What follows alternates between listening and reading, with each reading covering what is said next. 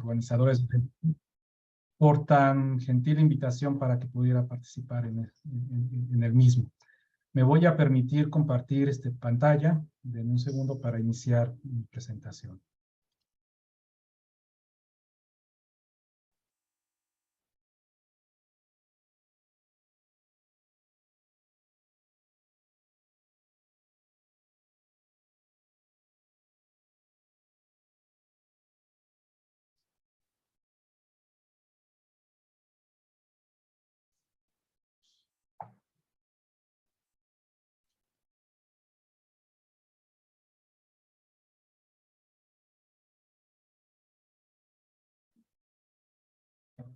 Vamos. Bien, creo que ya pueden todos visualizar mi presentación, ¿verdad? ¿Me pueden confirmar, por favor? Adelante. Muchas gracias. Bien, buenas tardes a todos. Pues le reitero pues mi agradecimiento a los organizadores para que pueda participar en este importante congreso internacional. Yo en años pasados tuve la fortuna de ser profesor invitado ahí en la Universidad Central de Ecuador y entonces pues tengo un cariño especial por Ecuador. La verdad, estuve en un mes ahí viviendo y fue muy maravillosa la experiencia de impartir cátedra a alumnos de la carrera de Ingeniería Civil. Bien, bueno. El tema de mi ponencia es evaluación estructural del patrimonio arquitectónico. Aquí vienen algunos datos de lo que es mi hoja de vida, ya no los voy a repetir, pero bueno. Esto de la evaluación estructural parte o es algo fundamental para poder hacer una rehabilitación estructural. Nosotros como ingenieros civiles estamos más acostumbrados o más asociados a esto de la rehabilitación estructural para estructuras convencionales como estructuras de concreto, de acero, de mampostería, de ladrillo. Pero cuando nos topamos con la idea o el reto de hacer una rehabilitación estructural de estructuras históricas, pues nos metemos en ciertos problemas porque no sabemos cómo atacarla, ¿sí? Entonces, esta presentación tiene el objetivo de hacer una breve vistazo general de cómo tendríamos que atacar el problema cuando tengamos que atender estructuras que forman parte del patrimonio arquitectónico. Bien, entonces, como primer paso, lo que quiero hacer es hacer una definición de lo que es la rehabilitación estructural o para qué nosotros queremos hacer una rehabilitación estructural. Una rehabilitación estructural se tiene que realizar en alguna edificación cuando ésta sufre algún daño, ya sea debido a su deterioro, a la ocurrencia de un fenómeno de naturaleza, a cambio de uso, cumplir con la reglamentación vigente o algún incidente que puede ser un incendio, explosión, etc. ¿Sí? Entonces, cuando sucede eso, pues va a ser necesario, si los dueños o el propietario del edificio lo requiere, pues hacer una rehabilitación. Bien. En el caso particular de que esta rehabilitación sea debida a la ocurrencia de algún sismo, pues nosotros tenemos que hacer una serie de actividades y procesos con el propósito ya sea de restituir las condiciones iniciales del elemento o la estructura, que en pocas palabras sería repararla, y después buscar la manera de incrementar su resistencia para que pues tenga una mayor capacidad y una mayor seguridad estructural el edificio. Bien, entonces, para que un proceso de rehabilitación estructural sea exitoso, pues es indispensable cumplir los siguientes pasos. El primero uno es hacer una investigación. ¿Qué significa eso? Pues conocer de qué manera el diseñador concibió la estructura de manera original, ¿no? Entonces, para ello necesitamos conocer algo de historia del edificio, planos estructurales, memorias de cálculo, condiciones reales, comparar las condiciones reales conforme contra lo que se había proyectado inicialmente, ver los tipos de daño y ver qué daños se ha presentado a lo largo de la historia del edificio, ¿sí? El siguiente paso sería hacer una evaluación, ver cómo se ha desempeñado el edificio o cómo se desempeña actualmente el edificio y en términos de resistencia de acuerdo a las condiciones actuales en que se encuentra. Después de hacer esta evaluación, pues es necesario definir los criterios de rehabilitación para ver si efectivamente se puede hacer, si es necesario hacer una rehabilitación, y ya que se decide que sí es indispensable hacer una rehabilitación, pues tenemos que definir con qué criterios la vamos a realizar. Después, ya que se ha definido la rehabilitación, pues ahora el siguiente paso es definir posibles esquemas de rehabilitación. ¿En esto qué consiste? Pues tenemos que proponer distintas opciones, distintas alternativas que consigan tener una mejor respuesta de la estructura. Para esto, pues, habría que evaluar también las condiciones beneficio-costo que cada una de las opciones pudieran tenerse, ¿sí? Entonces, esto significa que cuando vamos a hacer una rehabilitación, pues no necesariamente tenemos que hacer una propuesta, tenemos que hacer varias y después evaluar cuál es la que más nos conviene de acuerdo a nuestras necesidades. Y finalmente, una rehabilitación pues tiene que seguir el paso que es la ejecución, ¿sí? En donde para que se haga una buena ejecución pues debe haber una supervisión adecuada y tenemos que presentar todo el panorama de la rehabilitación en planos, etcétera, que queden lo suficientemente claros para que no creen ambigüedades y al momento de ejecutar la obra pues no se hagan cosas que no estábamos contemplando. Entonces, eso es muy importante. ¿Para qué? Para asegurar la calidad de la rehabilitación que estemos haciendo, ¿sí? Entonces, como les comentaba, esta metodología está bien definida para estructuras contemporáneas como de hormigón, acero, mampostería, etcétera. Pero, ¿qué sucede cuando tenemos edificaciones que forman parte del patrimonio arquitectónico? ¿Sí? Entonces, nosotros en la mayoría, cuando cursamos la carrera de ingeniería civil, pues asociamos muy bien el comportamiento de estructuras contemporáneas, acero, hormigón, mampostería, etcétera, madera también. Pero ¿qué pasa cuando nos topamos con una estructura de patrimonio arquitectónico? Pues difícilmente, en la mayoría de las carreras de ingeniería civil, pues se imparte una materia que sea ingeniería estructural de patrimonio arquitectónico, por ejemplo. Entonces, lo que voy a hacer ahorita es hacer una descripción básica, pues, de qué características tienen este tipo de estructuras. Bien, entonces, estas estructuras por lo regular son estructuras masivas, algunas muy rígidas, que van a depender, pues, del tipo de cubierta que tengan. En el caso de que la cubierta de estos edificios sea con cubiertas abovedadas de mampostería, pues eso hace que las estructuras sean más rígidas. En el caso en que las estructuras estén cubiertas con techumbres de madera o similares, pues ya no son tan rígidas, ¿sí? Pues la mayoría de estas estructuras están construidas por piedra, ladrillo o adobe, o una combinación de ellas, y la mayoría de los casos, estos materiales están unidos o ligados por un mortero de cal arena o de cal arena tierra, ¿sí? El espesor de los muros de estos elementos con respecto a los elementos, a las estructuras contemporáneas, pues son muros bastante robustos. En algunos casos llegan a ser tienen espesores superiores a 50 centímetros o 0.5 metros, ¿sí? Algo muy importante es que estas estructuras tienen una baja capacidad para resistir esfuerzos de tensión, ¿sí? Nosotros estamos muy familiarizados con el comportamiento de elementos de hormigón reforzado, en donde pues, el hormigón tiene la capacidad de resistir esfuerzos de compresión elevados, pero no tiene la capacidad de resistir tensiones. Pero ¿qué hacemos para resistir tensiones? Pues le colocamos acero de refuerzo, ¿no? Entonces, este material combinado pues hace que las estructuras de hormigón pues tengan un comportamiento adecuado tanto para hormigón, para compresión como tensión. Esto no sucede para estructuras de patrimonio histórico, pues la mayoría pues más bien fueron concebidas sin la presencia de materiales que puedan resistir esos esfuerzos de tensión, ¿sí?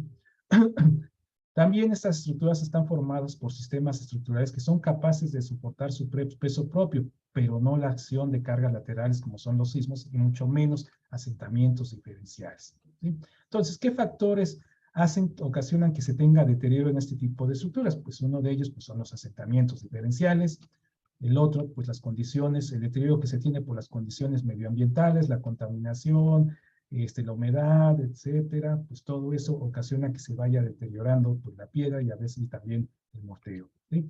También la falta de la falta o también que se haya hecho un inadecuado mantenimiento a lo largo de todas de la vida de estas estructuras, recordando que estas pues tienen algunos cientos de años que ya tienen de vida, entonces pues el tiempo pues hace merma en ellos y si no se les da mantenimiento, pues aún más. Luego también puede suceder que este tipo de estructuras, por alguna circunstancia, pues han sido intervenidas, pero no han sido intervenidas de manera correcta y entonces esta mala intervención pues provoca que las estructuras tengan un comportamiento inadecuado, ¿sí? Y también pues otro factor muy importante, que es en el que me voy a concentrar más, pues es la acción de los sismos, ¿sí? Aquí en México, recientemente, los sismos más recientes que hemos tenido, de gran intensidad y que ha provocado un gran daño en estructuras de patrimonio arquitectónico, fueron los sismos del 2017 que ocurrieron en septiembre, el 7 de septiembre y el 19 de septiembre de ese año. Aquí estos sismos impactaron severamente a los templos que se encontraban principalmente en los estados de Oaxaca, Morelos, Puebla y algunos del Estado de México. Son estados que están muy cercanos a la zona, a la capital de la Ciudad de México. Entonces, aquí podemos ver en esta diapositiva algunos de los daños que se presentaron en este tipo de templos. Podemos ver el templo de Tlayacapan, que es un templo muy reconocido del estado de Morelos y que forma parte del patrimonio cultural de la humanidad, pues que presentó severos daños tanto en su fachada como en su bóveda. En la bóveda se presentaron agrietamientos longitudinales y en algunas partes hubo desprendimiento o caído de parte de la sección de la bóveda, ¿sí? También otro de los daños más frecuentes que se presentan en este tipo de eventos, pues son daños en las torres. Dependiendo de cómo estén configurados los campanarios, que son la parte elevada de aquí de las torres, pues puede que los campanarios se colapsen o sufran daños, y si estas no sufren daños, pues el daño se traslada hacia la parte baja de la torre, en donde pues vemos agrietamientos como estos que están aquí en pantalla, que son agrietamientos diagonales por cortante. También otro de los daños comunes pues es el colapso de los domos, ¿sí? Cuando estos pues no están, no tienen la resistencia adecuada, pues llegaron a colapsar muchos de ellos durante estos eventos sísmicos, ¿sí? Otro tipo de daños que se han presentado, pues fueron también no nada más en iglesias, sino también en los cuerpos que están anexos a ellos, que son los conventos, en donde pues sí también se presentaron daños severos, como podemos ver aquí, en el caso de Jiutepec, que en la parte superior de este convento, pues colapsaron algunos de los arcos, y como la techumbre pues está apoyada sobre esos arcos, pues se colapsó la parte superior del edificio, ¿sí? Algo similar sucedió en el caso del templo y del convento de Totolapan, en donde pues igual, debido al empuje que generan las bóvedas de mampostería, pues esto va ocasionando que las columnas que se tienen aquí, pues no tengan, o contrafuertes, mejor dicho así se les llama, no tengan la suficiente capacidad de resistir ese empuje y finalmente pues terminan colapsando, ¿sí? Entonces daños de ese tipo pudimos detectar cuando sucedió este sismo en conventos, principalmente en la región del estado de Morelos. Bien. También, no nada más en templos, pues se presentaron este tipo de daños, también en otro tipo de estructuras, que ya no necesariamente son estructuras de iglesia, pero son estructuras de mampostería no reforzada, pues una de las fallas más comunes es la falla fuera de plano, ¿sí? Esta se produce porque la mayoría de estas estructuras pues tienen una cubierta que es una cubierta formada por viguerías, ¿sí? Es una techumbre de madera, ¿sí?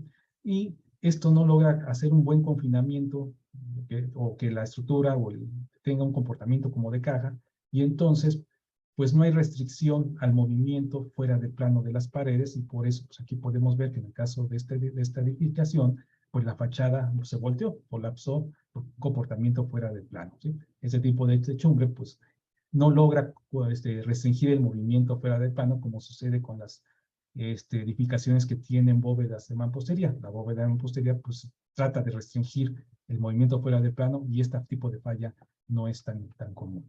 Bien, bueno, entonces retomando la pregunta que había hecho de qué pasa con las edificaciones que forman parte del patrimonio arquitectónico, en el sentido de que cómo le haríamos para poderlas rehabilitar, pues ahorita con lo mostrado, pues queda claro que este tipo de estructuras tienen un comportamiento diferente a las estructuras contemporáneas. Entonces, tenemos que ver la manera de cómo las vamos a rehabilitar. Sin embargo, la metodología que presenté al inicio de los 5 pasos, pues es aplicable. Eso sí, va a seguir siendo aplicable, pero pues con algunas consideraciones, ¿sí? Y una de esas consideraciones, en primer lugar, pues son pues la modelación numérica, ¿sí?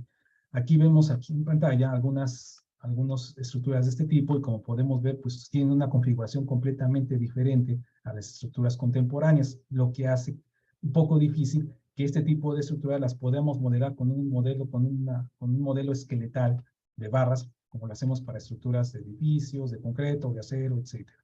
Entonces, eso ya es algo que tenemos que tomar en cuenta, ¿sí? Entonces, para la modelación numérica, pues aquí tenemos que tomar en cuenta que el mortero pues tiene una baja resistencia, ¿sí? Y tiene una gran capacidad de compactación, ¿sí? Lo que no sucede con los morteros de cemento, ¿sí? La geometría de los elementos estructurales pues, son elementos muy robustos, son elementos continuos muy robustos, y pues también el material es completamente heterogéneo, ¿sí? O sea, sabemos que el concreto, el hormigón es un material heterogéneo, pero pues de alguna manera esa heterogeneidad pues es constante. Esto no sucede en la mampostería. La mampostería, como ven aquí en las imágenes, la mampostería está formada por piedras y por mortero que tienen tamaños de distinta magnitud. Entonces, una parte de aquí puede tener unas dimensiones o unas propiedades y esto de acá tenga otras y así sucesivamente. Entonces, este material pues tiene gran heterogeneidad y eso hace que este tipo de material, la mampostería, pues tenga un evidente comportamiento no lineal aún ante bajos niveles de esfuerzo, ¿sí? Entonces, por estas razones, entre otras más, es que las metodologías vigentes de análisis para estructuras convencionales pues no se pueden aplicar directamente a este tipo de materiales, ya que pues estas fueron concebidas bajo ciertas hipótesis que no necesariamente se cumplen para estructuras del patrimonio arquitectónico, ¿sí? Entonces, por ello necesitamos emplear metodologías más específicas para el análisis de este tipo de estructuras. Entonces, ¿qué características tienen los materiales de construcción? Pues ya lo habíamos comentado, pues, pero bueno, ya lo vamos a reiterar otra vez. La resistencia de la mampostería de piedra pues está limitada tanto a la calidad del mortero como a la calidad de la piedra, ¿sí? ¿No? Ahora, los morteros de cal arena pues ofrecen una mejor resistencia y un mejor agarre con respecto a los materiales que los morteros de cal, arena y tierra, ¿sí? Y algo también muy importante, que es lo que le había comentado en la diapositiva anterior, es que los morteros de cal tienen una gran capacidad de deformación. Aquí en estas par de gráficas que les estoy mostrando en pantalla, pues podemos ver la deformación unitaria máxima que se presenta cuando aquí estamos ensayando probetas de mampostería de piedra con mortero de cal. Entonces vemos la gran capacidad de deformación que llegan a más de 0.204 de deformación unitaria, ¿sí? Y también pues podemos ver los valores de los morteros que normalmente alcanzan la resistencia a compresión del mortero, por ejemplo, del mortero de cal, pues la resistencia ronda alrededor de los 12 kilogramos por centímetro cuadrado, que pues es una resistencia muy baja si la comparamos con los concretos, con los morteros de cemento. Y pues aquí vemos también dos casos, el caso de una mampostería con una piedra de baja resistencia, ¿sí? Y tenemos una resistencia de la mampostería de 67 kilogramos por centímetro cuadrado.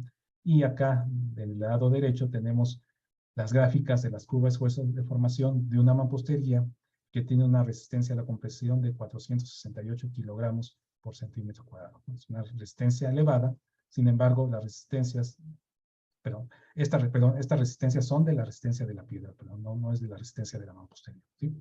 ¿Sí? La resistencia de la mampostería, para el caso de una piedra de baja calidad, pues alcanza los 20 kilogramos por centímetro cuadrado, y para el caso de una piedra de alta calidad, alcanza los 50 kilogramos por centímetro cuadrado, ¿sí? Y bueno, también podemos ver, como decía, que el mortero es altamente deformable. Bien, entonces, debido a esto, pues hay varios enfoques para poder modelar el comportamiento de este tipo de estructuras. Tenemos el micromodelo detallado, el micromodelo simplificado y el macromodelo. ¿En qué consiste cada uno de ellos? El micromodelo detallado, pues es una modelación en donde podemos reproducir o tratar de reproducir el comportamiento que tiene el mortero, que tiene la piedra y la interfase bloque-mortero, ¿sí? Estos tipos de modelos son modelos muy detallados, ¿sí? Que pues, nos permiten obtener una mejor aproximación del comportamiento de este tipo de estructuras. Sin embargo, hacer un modelo detallado pues implica una gran inversión de tiempo, ¿sí? Y de tiempo para realizarlo y también tiempo de cómputo. Son modelos muy elaborados que no resultan prácticos y la mayoría de las veces solamente se utilizan para hacer la modelación de casos muy particulares, ¿sí? Sin embargo, pues vean, aquí en la gráfica podemos ver un muro de mampostería que está siendo modelado con este enfoque y pues bueno, se modela, se puede reproducir sin problemas el modo de falla que se está presentando, ¿no? Son modelos muy bonitos, pero muy muy laborioso, ¿sí? Entonces, tenemos otro tipo de modelo que es el micromodelo simplificado, en donde pues ya simplemente modelamos lo que es la junta y los bloques, ya no modelamos la interfase bloque-mortero, hacemos una equivalencia, pues es un modelo menos detallado que el primero, sin embargo, pues los recursos computacionales pues siguen siendo altos, ¿sí? Y en la última opción, que es el macromodelo, pues en esta opción nosotros consideramos el material como un compuesto, el material lo consideramos como algo, un material compuesto que va a tener propiedades de la mampostería en conjunto y no tendrá propiedades de bloque ni de los morteros, sino ya de todo el conjunto de la mampostería, ¿no? Estos son de los modelos más utilizados y pues se le conoce como macromodelos. Aquí lo podemos ver, ¿sí? Entonces, de los macromodelos, pues también tenemos dos opciones. Podemos hacer modelos elásticos, que son modelos detallados de la geometría, pero basados en la teoría de la elasticidad, ¿sí? ¿Qué significa eso? Que podemos modelarlo, la geometría de manera adecuada, pero bajo el concepto, la filosofía de que estamos considerando el material como un material elástico lineal, ¿sí? Este tipo de modelos son más sencillos, obviamente la complejidad de la geometría pues es lo que no la podemos evitar, sin embargo el tiempo de cómputo pues es más rápido porque estamos bajo la teoría de la elasticidad, ¿sí? Los resultados que nos arrojan ese tipo de modelos pues son bastante buenos porque nos permiten determinar zonas en donde estén concentrando esfuerzos y podemos ahí tomar decisiones de qué hacer para poder reducir ese comportamiento de la estructura. Obviamente no podemos predecir las condiciones de falla, el estado límite de falla, sin embargo, pues estos tipos de análisis son de gran ayuda y la ventaja que pues no se requiere tanto conocimiento para hacer este tipo de modelos, ¿sí? Los otros modelos son considerando este enfoque de macromodelos, son los modelos inelásticos, ¿sí? Estos son modelos muy detallados que requieren gran cantidad de recursos computacionales, ¿sí? Así como de tiempo para su elaboración. Y pues qué ventajas tienen estos que nos permiten ya definir daños, definir degradación de algunas propiedades de la estructura, etcétera. Pero pues, son modelos que requieren muchísima información.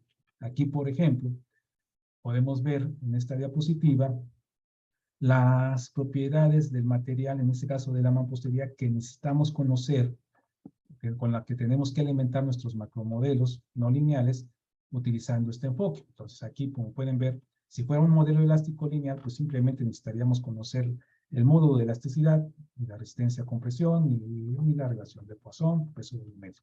Pero ¿qué sucede cuando tenemos un macromodelo no lineal? Pues necesitamos conocer la curva esfuerzo de formación en compresión y a su vez la misma, pero a tensión, ¿sí? Además de otros parámetros como es la energía de fractura, la función de arrendamiento de compresión, el ancho de banda de agrietamiento, la formación máxima de tensión, etcétera. Son muchos parámetros que son difíciles de conseguir, ¿sí?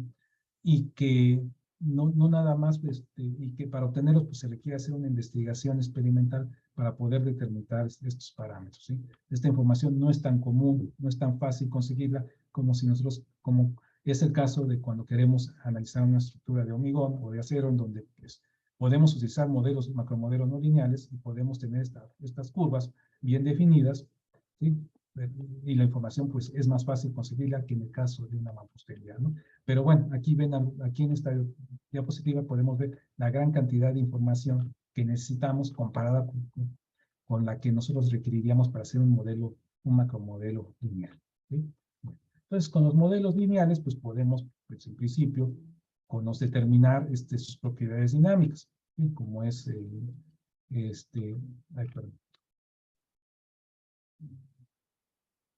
Entonces, podemos determinar sus formas modales, que es fundamental, ¿sí?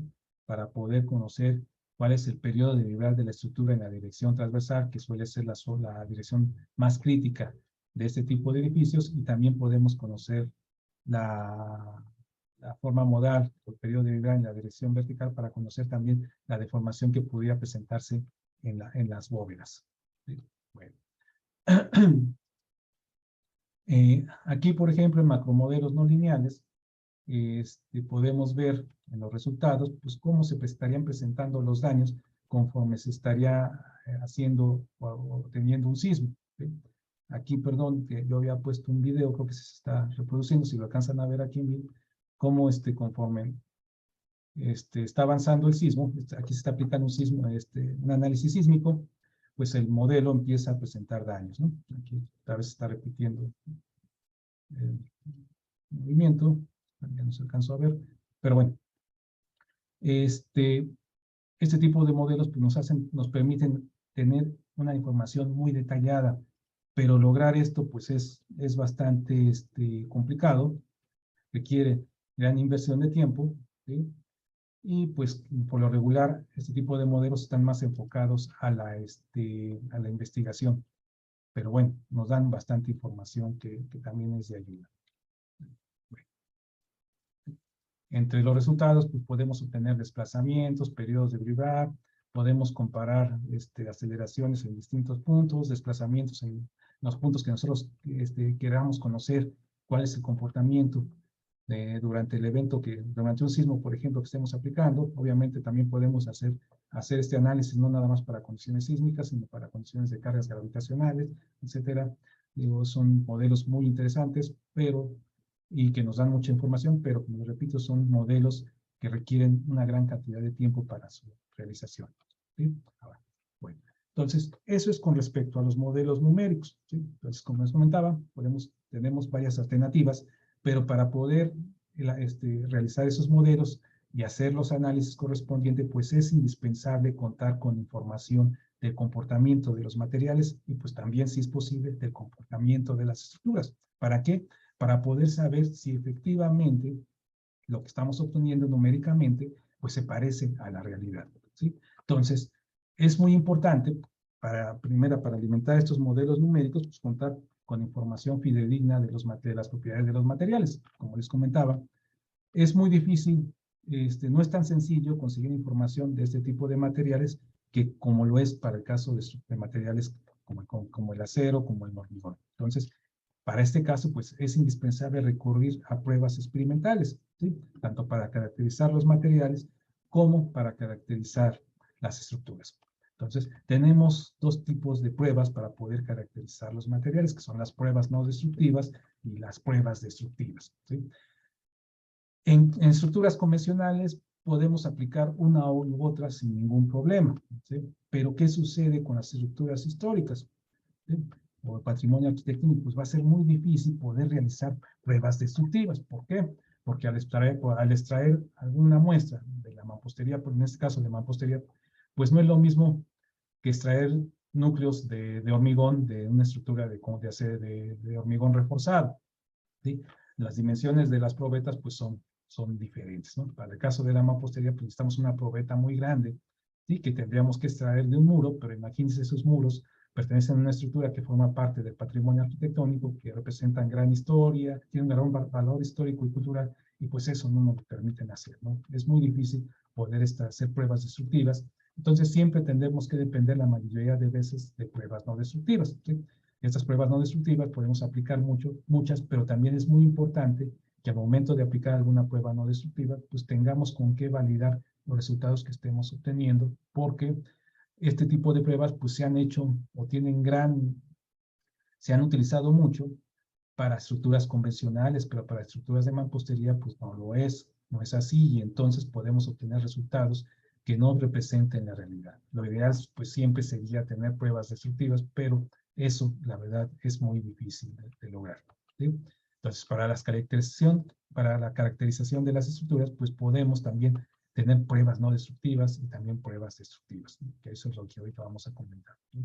Debido que les mencioné que resulta difícil extraer muestras de especímenes o muestras de mampostería de este tipo de estructuras, pues bueno, derivado del sismo de 2017 aquí en México, pues debido a la gran cantidad de daños que se produjeron y de escombros en este tipo de estructuras, pues platicamos con las autoridades, en este caso se llama el INAH, que es la institución que se encarga de la conservación de este tipo de estructuras, pues le solicitamos a ellos, pues nos dieran la autorización de que poder extraer muestras de los escombros que se encontraban ahí, ¿sí?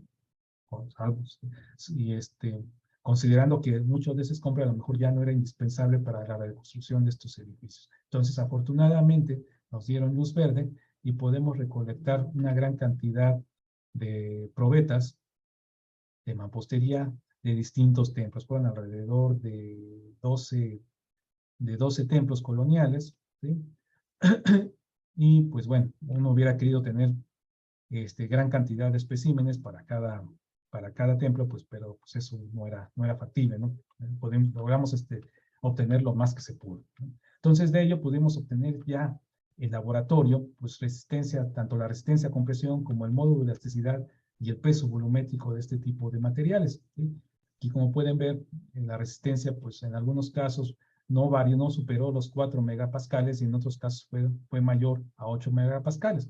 En el caso de estas resistencias tan altas, fue porque estos especímenes ya habían contado o tenían restos de alguna consolidación con alguna lechada cementante que se había hecho en algún momento, ya había sido inyectado, y pues vemos el efecto de esa lechada en la resistencia del material, que la verdad sí es un incremento significativo, ¿sí?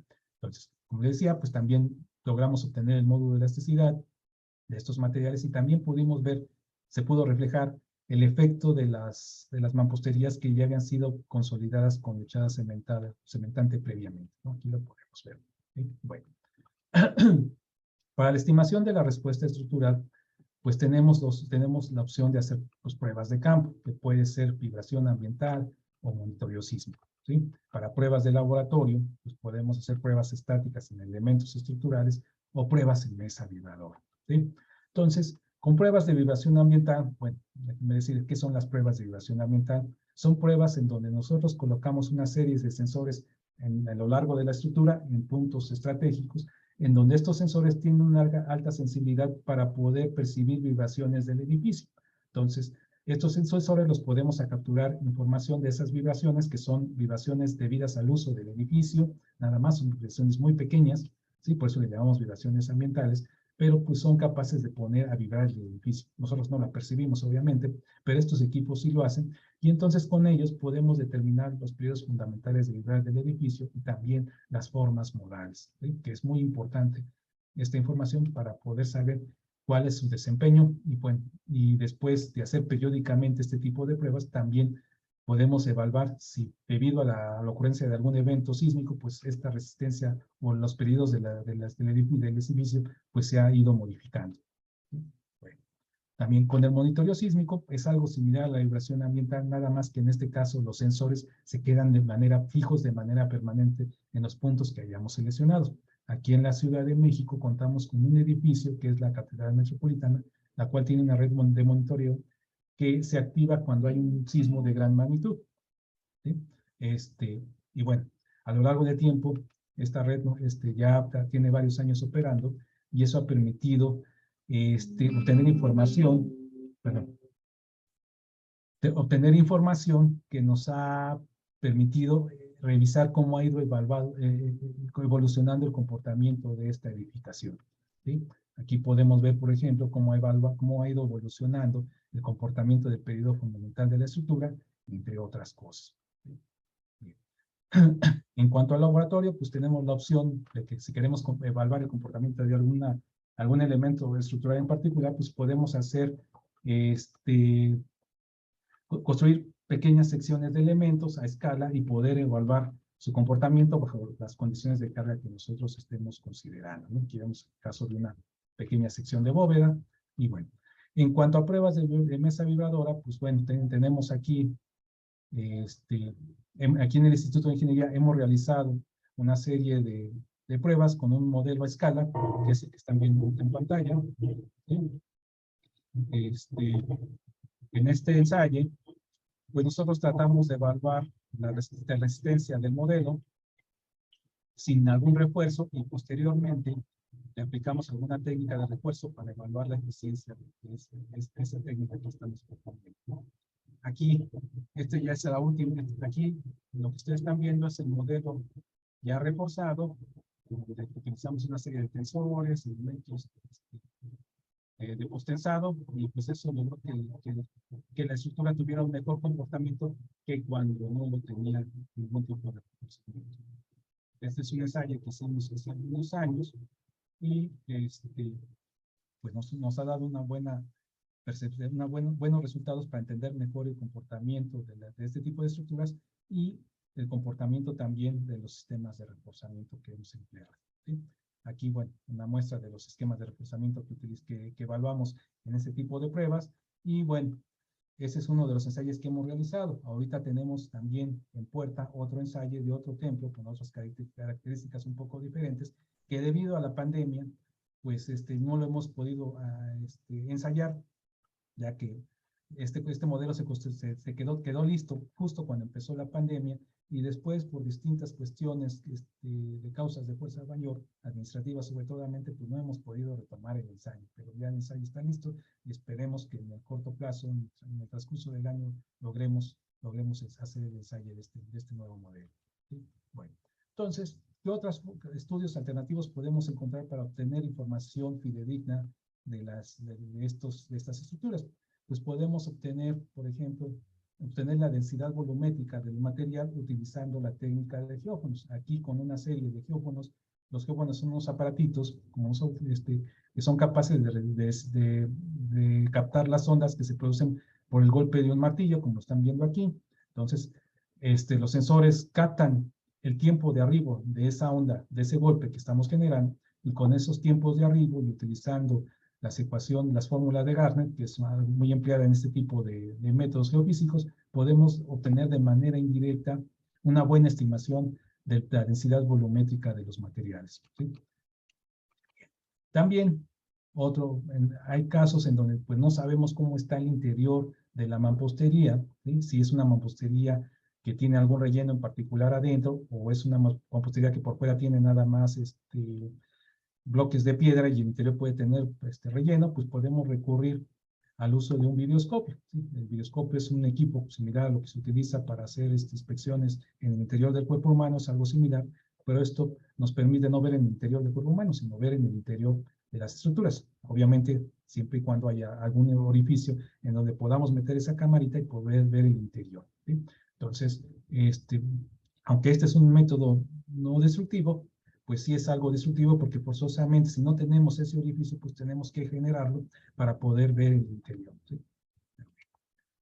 Otro tipo de estudio, pues ahora que está en boga, pues es el uso de escáner tipo LIDAR. Con un escáner tipo LIDAR, pues nos permite tener la geometría de estas estructuras que a veces, pues como ustedes sabrán, pues es muy difícil que tengamos planos de este tipo de estructuras, de este tipo de edificaciones, pero con la ayuda de un escáner, pues podemos obtener la geometría tal cual del edificio. Obviamente, esta geometría, pues después de obtener la nube de puntos, pues hay que trabajarla, manipularla, para poder eliminar detalles que pues sean innecesarios para los fines de evaluación estructural que estemos realizando, ¿no? Pero pues este tipo de estudios pues son una gran ventaja, ¿sí? Nos simplifican mucho el trabajo y de aquí ya podemos obtener de esa geometría podemos elaborar mallas, que se pueden ser mallas de elemento finito, y ya poderla trasladar a un programa de análisis estructural. Bien, entonces, ahora, eso es con respecto a las propiedades o las maneras que nosotros podemos obtener información acerca de este tipo de estructuras. Ahora, ya que tenemos esa información, ya que tenemos los modelos numéricos, ya que hicimos una evaluación de qué está pasando con la estructura, pues ahora lo que seguiría sería definir qué criterios de intervención estructural estaríamos utilizando, ¿sí? Entonces, para definir estos criterios de intervención estructural, pues es importante tener claro que esto no nada más es tarea de un ingeniero civil, ¿sí? O de un arquitecto o de un restaurador, sino es una tarea de un grupo multidisciplinario de todas estas personas que he comentado y algunas más, ¿sí? Con el propósito de que se genere una intervención estructural adecuada que permita la seguridad física de las personas, la salvaguarda de los valores intrínsecos y el uso actual y futuro que se le dé a la construcción, ¿sí? Por tanto, cuando se haga una intervención estructural, esta debe basarse principalmente en los principios de conservación y criterios modernos de intervenciones de estructuras históricas, ¿sí? Esto es la parte fundamental que hace la diferencia también con el resto de las estructuras, ¿sí? Nosotros, las estructuras del patrimonio arquitectónico no las podemos tratar de la misma manera de una estructura de hormigón o de acero o de mampostería convencional, ¿sí? Tenemos que basarnos en estos principios. Ahora, ¿cuáles son estos principios? Estos principios están estipulados en algo que se llama la Carta de Venecia y en el ISCAR-SAC, ¿sí? Del ICOMOS, que a continuación comento. La Carta de Venecia lo que nos dice es que, pues, para hacer un criterio, para definir el criterio de intervención, pues tenemos que conocer claramente cómo es el comportamiento de la estructura y las causas reales que han ocasionado los daños o posibles alteraciones, ¿sí? También nos indica que cualquier intervención que hagamos sea mínima y sea respetuosa. ¿Qué significa? Que tenemos que buscar la manera de no alterar de manera significativa la originalidad del edificio, ¿sí? ¿Sí? También nos dice que hay que entender que todo lo que hagamos pues se debe basar en el método científico y que pues, los estudios que realicemos deben ser multidisciplinarios, por lo tanto requieren de la cooperación de distintos tipos de profesionistas, ¿sí? Respecto a los principios de conservación estructural del ISCASA, del ICOMOS, pues son los siguientes. O sea, algo similar, respetar la autenticidad estructural. No hay que hacer alteraciones drásticas del edificio, ¿sí? Mínima alteración o impacto. Seguridad estructural. ¿Sí? Compatibilidad. ¿Qué significa eso? Que nosotros los materiales o la intervención que vayamos a hacer pues sea compatible con los materiales originales del edificio, ¿sí? Y que no sea invasivo, ¿sí? Finalmente, bueno, todavía no, también un detalle muy particular es que todo lo que hagamos tiene que ser reversible, ¿sí? ¿Qué significa eso? Que podemos nosotros aplicar una técnica para rehabilitar una estructura, para intervenir este tipo de estructuras, que a lo mejor en el momento pues fue lo que teníamos a la mano, pero quizás con el paso del tiempo podemos encontrar que eso a lo mejor no fue lo mejor y pues hay mejores alternativas para poder tener un mejor comportamiento de la estructura. Pues entonces, ¿qué significaría? Pues que si todo lo que hagamos pues tiene que ser reversible, que si ya no sirve, que si vemos que ya no es necesario, pues lo quitamos, lo cambiamos por otro, y eso lo tenemos que hacer sin alterar significativamente la estructura o la originalidad del edificio, ¿sí? Y finalmente, perdón, hay que tener el monitoreo y control de la estructura. Hay que estar evaluando cómo se comporta la estructura conforme el paso del tiempo. Entonces, estos criterios de intervención estructural, pues deben, o sea, toda intervención que nosotros hagamos, en principio debería cumplir con puntualmente con todos los principios de conservación que acabamos de mencionar, ¿sí? Sin embargo, queda claro que esto resulta muy difícil de realizar, porque de alguna manera todo lo que hagamos va a modificar de alguna manera la estructura original, ¿sí? Por lo que tanto, pues va a ser difícil cumplir con todo esto, ¿sí? Por ello, toda intervención que hagamos pues debe ser mínima y respetuosa, tratando de cumplir con la mayoría de los principios que vemos ahí. Obviamente va a haber casos que va a ser imposible, pero pues hay que tratar de hacer que se cumplan, ¿sí? Entonces, para hacer una intervención de este tipo de estructuras, pues tenemos que enfocarnos a tener un acopio de la información, pues, tener una investigación histórica, levantamientos del estado actual del edificio, hacer estudios de campo, etcétera. ¿Sí? También tenemos que hacer el diagnóstico de la seguridad estructural, identificar posibles causas de daño, conocer el comportamiento de los materiales, conocer zonas de debilidad, etcétera. ¿Sí? Y pues como les comentaba al inicio de la presentación, pues aquí también tenemos que hacer una propuesta de una o varias técnicas de intervención. Bueno, entonces, de la gama, para definir un criterio de intervención estructural, en este tipo de estructuras hay dos tipos de técnicas que podemos utilizar. Las técnicas tradicionales, que son aquellas que utilizan el empleo de materiales y procedimientos tradicionales, como puede ser la restitución, la consolidación, el uso de sunchos, de tensores o de contrafuertes. Son técnicas tradicionales que son bien aceptadas por la gente que se dedica a la intervención o la restauración de este tipo de estructuras, ¿sí? También tenemos como técnicas tradicionales, bueno, aquí vemos algunos ejemplos. Este es un ejemplo de un edificio que está aquí en la Ciudad de México, que es el Museo de Ecología. Es un edificio que se terminó de construir a principios del siglo XIX. Es un edificio de mampostería histórica, de mampostería de piedra, ¿sí?